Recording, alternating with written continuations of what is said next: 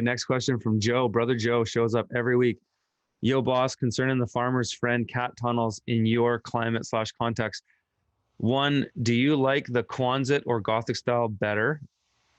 Two, do you feel the solid purlin necessary? Do you feel the wind bracing necessary? Absolutely, dude. If for my climate, the Gothic style is way better, for sure. If you want to keep them up over winter, you absolutely need a solid purlin. Absolutely.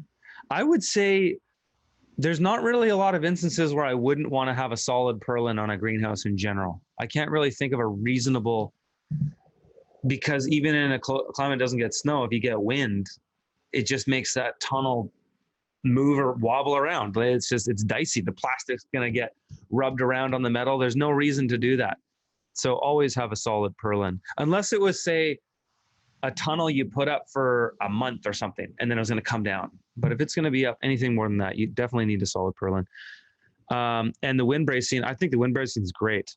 But again, it depends how long. I would say if the tunnels are going to be up for 6 months or more at a time, yeah, you might as well have the wind bracing. It does help. See what happens without wind bracing. So if all you have is a caterpillar tunnel and there's bows going up like this, and then you got a purlin down the center, and each is bolted to the purlin. Without bracing, the tunnel will still go like this. And that means that your plastic gets worn on more because there is movement. And so the plastic isn't glued to this thing, right? Certainly the more, what's it called? Wiggle wire you have in there with channel lock, the better.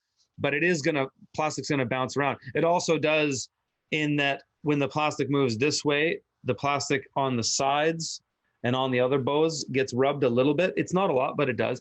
So with bracing, you're going in and adding a whole thing to make the entire thing rigid.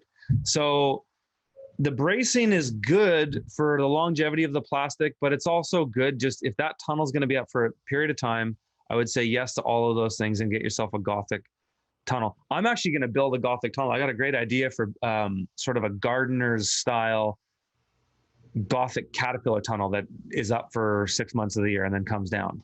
And I'm going to build it right over my 4 raised beds back here. It's 100 feet. It's going to be 100 feet long. No, not 100 feet long, 50 feet long and 12 feet wide, 11 feet wide, actually. And it's going to be a nice arch in the center, and I'm only going to access it from the middle because it's going over 2 nice raised beds. I can easily manage both those beds in the winter just in one walkway. And so it's going to be built.